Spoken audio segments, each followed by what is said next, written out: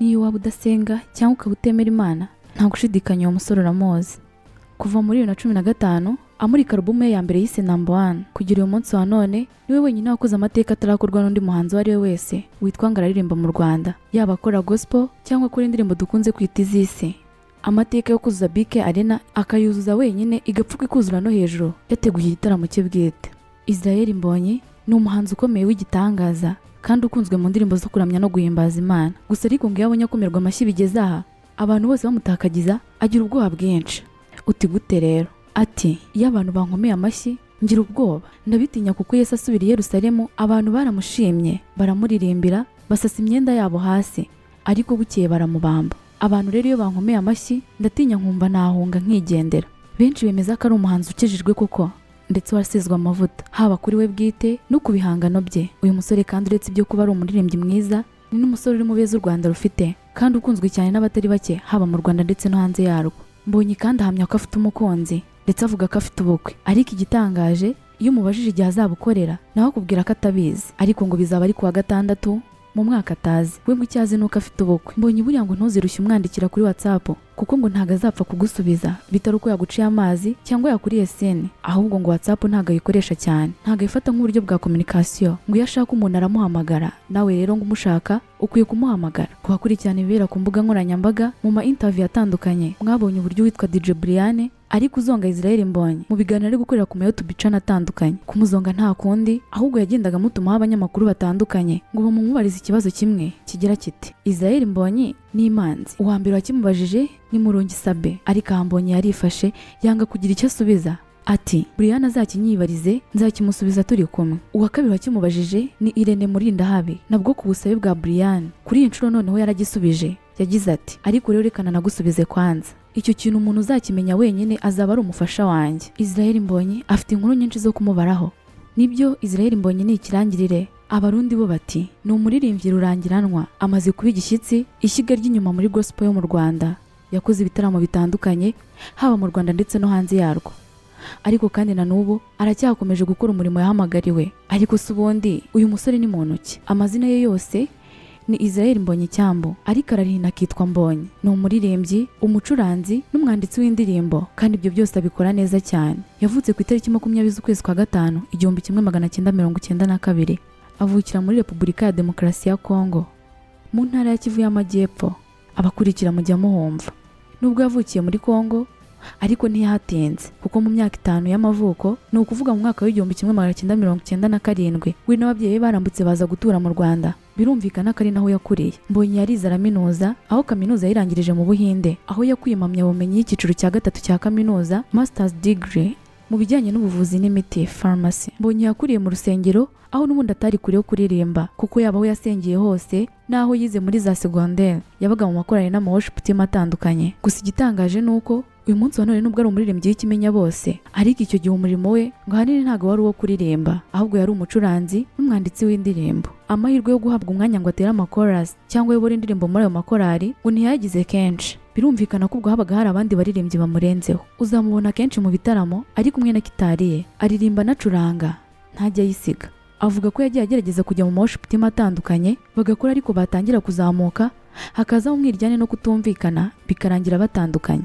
Muri 2010 rero ngo nibwo yatangiye gutekereza ko yakora umuziki we ku giti cye. Muri 2014 asohora album ye ya mbere yise Number 1, ari nayo yatumye amenyekana. Na album yari indirimbo 8 zakunzwe cyane zirimo Number 1, Nzibyo nibwira, Ku migezi n'izindi nyinshi.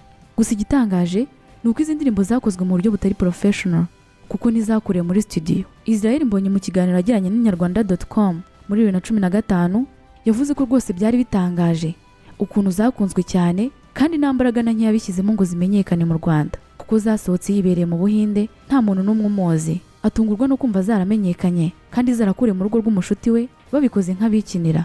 Umunyamakuru yatangiye amubaza ati none se indirimbo zawe ziri kumvikana mu Rwanda hose kugeza ubu waba warazikoreye mu Rwanda cyangwa wazikoreye mu Buhinde? Israel Mbonyi aramusubiza ati nazikoreye hano mu Buhinde mu nzu bisanzwe hamwe n'inshuti yanjye yitwa Bruce Higiro. Nta studio yari ihari, twazikoreye mu cyumba kuri laptop n'utundi dukoresho duto duciriritse cyane. Umunyamakuru yarakomeje ati ni ukuvuga ko zakozwe na Bruce se cyangwa ni wazikoreye? Bruce arakunganira ati ni Bruce wazikoze ndamwunganira. Umunyamakuru arongera ati none se izi ndirimbo zaje kugera mu Rwanda gute kutari uhari? Israel Mbonyi ati kugeza ubu nanjye nicyo kibazo nibaza bikanyobera, ni Imana yabikoze kuko sinzi nanjye nasanze ari uko byagenze gusa. Umunyamakuru arakomeza ati mu buhanzi bwawe nyuma yaho usohoye indirimbo 8 niki cyagutunguye? Israel Mbonyi ati natunguwe no kubwirwa ko nahawe Groove Award ya Best Diaspora. Ntungurwa n'ukuntu izi ndirimbo zakunzwe cyane bitandukanye n'ahantu twazikoreye n'uburyo twazikoze. It wasn't professional kabisa. Kugira ngo wumve uburyo umusore yafite amavuta n'imigisha kuva ku munsi wa mbere nuko agisohora album ye ya mbere yahise atangira guhabwa ama award. Kuva ubwo yafatiyeho mu muziki ntajya asubira inyuma. Kugeza uyu munsi wa none ari ku isonga mu bakunzwe kandi bakora neza indirimbo zo kuramya no guhimbaza Imana ndetse no mu muziki nyarwanda muri rusange. Mu mwaka wa 2014 Israel Mbonyi yasohoye album ye ya mbere yise Number 1 yamurikiye mu gitaramo yakoreye muri Kigali Serena Hotel muri 2015. Iya kabiri yise Ntashyo yayimuritse mu gitaramo yakoreye muri Camp Kigali muri 2017. Ni umuhanzi umaze kuba ubukombe, yatwaye ama award menshi atandukanye, akomeza gushimangira ubuhangange bwe mu ndirimbo zo kuramya no guhimbaza Imana. Reka noneho nkwinjize mu tuntu n'utundi nkubwire bimwe mu bidasanzwe kuri uyu muhanzi ndetse na zimwe mu nkuru zagiye zimuvugwaho zigasiga imbuga nkoranyambaga zinyeganyeza. Kubazi neza Mbonyi agitangira umuziki ntago yajyaga akora amashusho. Mu kiganiro yagiranye n'umunyamakuru Gentil Gideon muri 2019 agikorera Kiti Radio yamubajije kuri iyi ngingo. Umunyamakuru yatangiye amubaza ati nta ndirimbo nimwe yawe ifite amashusho, ni ukubera iki wabihisemo? Niko bimeze kandi rwose nifuza kuzakora amashusho umunsi umwe, gusa amashusho nifuza nafashe mu buryo bw'imbona nkubone nko mu gitaramo, kandi ntabwo ndabona abantu dukorana bazi neza ibyo bintu. Kubera icyo utahisemo gukora uburyo bw'amashusho busanzwe abandi bahanzi bakoresha? Imyumvire yanjye mba numva amashusho afashwe mu buryo busanzwe ashobora gutuma abareba indirimbo zanjye barangarira ku miterere y'amashusho, bigatuma badakurikira ubutumwa mbashaka ko bumva. Abandi bakabona naho bahera bajya impaka ngo iriya myenda yambaye, ahantu nakoreye, ibyo ndimo nkora n'ibindi bitandukanye n'ibyo nshaka kwigisha. Gusa kuri ubu indirimbo za Mbonyi ziba zifite amashusho kuko bwa buryo bwa live yavugaga birashoboka ko none yabonye abafite ubushobozi bwo kuzimukorera ku rwego rwo yabyifuzagaho, akaba ari nayo mpamvu asigaye azikoresha. Niba ubyibuka nigeze kubikubwira ko Mbonyi ari we muhanzi nyarwanda wenyine wakoze amateka yo gutegura igitaramo akuzuza BK Arena isanzwe ijyamo abantu 10,000. Avuga kuri aya mateka, uyu muhanzi yavuze ko yanyuzwe bikomeye n'igitaramo yakoreye muri BK Arena ndetse ko ibyamubayeho ari ibintu wafata nk'inzozi. Ati byarantunguye sinabona icyo mvuga, gusa ndashima Imana yabikoze kandi rwose nifuza gukora n'ibindi byinshi. Israel Mbonyi avuga ko ibyamubayeho hari ibintu atazapfa yibagiwe kuko yeretswe urukundo rukomeye. Ati ni ibintu umuntu atabona uko avuga, ndashima Imana gusa kubw'urukundo abantu banyeretse ku buryo rwose ntazibagirwa. Zimwe mu nkuru zidasanzwe zamuvuzweho ni umunsi bamubika ngo yapfuye kandi ari muzima. Tariki ya 6 Kamena muri 2021 binyuze kuri chaîne ya YouTube yitwa Fasta TV Show bakoze inkuru y'iminota 4 n'amasegonda 56 ivuga ko uyu muhanzi yitabye Imana. Muri aya mashusho bashyizeho uretse kugaragaza Israel Mbonyi acuranga gitari nta kintu na kimwe bavuze. Iyo nkuru bayihaye umutwe ugira uti Israel Mbonyi yitabye Imana. Urupfu rutunguranye rw'uyu muririmbyi Israel Mbonyi bigoye benshi kubyakira. Israel Mbonyi mu mvugo yumvikanamo agahinda abinyujije ku rukuta rwe rwa Instagram yanyomoje aya makuru avuga ko bibabaje kuba abantu baba bashaka kwinjiza babeshya ko bandi bapfuye. Ati ese ibi byari bikenewe? Ubucuruzi bwa views bumaze gutuma abantu batubunyangamugayo ku nshuti zanjye ndetse n'umuryango mugari unkunda. Ndi muzima cyane kurushaho. Indi nkuru yamuvuzweho igatitiza imbuga nkoranyambaga abantu bagacika ururondogoro. Ni umunsi hasohoka ifoto y'umusore bitiriye Mbonyi ari gusomana n'umukobwa wambaye agakabutura kagufi n'akenda gato ko hejuru gafasha amabere gusa. Iyi foto ikijyanze yaracicikanye cyane haba kuri Twitter, Instagram, Facebook ndetse na WhatsApp. Abantu barayihererekanya cyane ku bwinshi, ibintu birakomera. Iyi foto itagaragaza isura neza na cyane ko bari bambaye amataratara, igaragaza umusore arimo gusomana n'inkumi. Uyu musore ugaragara kuri iyi foto ajya gusa neza na Israel Mbonyi ndetse banangana no mu gihagararo, niyo yifashishijwe berekana ko Israel Mbonyi ari gusomana n'iyo nkumi ahantu habereye ijisho. Benshi baratunguye cyane ndetse baranamunenga kuba umuririmbyi nka Mbonyi yagaragara arimo gusomana n'inkumi kandi nta mukunzi aratangariza abakunzi be. Abandi banze kwemera ko ari we ndetse abandi bamukomera amashyi ko nawe agaragaje amarangamutima ye nk'umuntu. Kuri iyi foto yavugishije benshi, igaragaza uwo byavuzwe ko ari Israel Mbonyi ahagaze ahantu heza hari piscine ari hagati ya pisine ebyiri, ahameze nk'akarwa kari hagati ya pisine ebyiri, ari kumwe n'umukobwa wambaye agakabutura kagufi ndetse n'agapira ko hejuru gato, ari gusomana n'uyu musore byaketswe ko ari Israel Mbonyi. Bamwe bamushimiye ku ntambwe ikomeye yateye, dore ko ngo binaguye guhisha amarangamutima ya muntu. Abandi bagaragaje ko ataciye nk'amabere, kuko ngo nawe ari umuntu ugira urukundo ndetse ngo amaherezo azashaka umugore kandi bazabanza gukundana.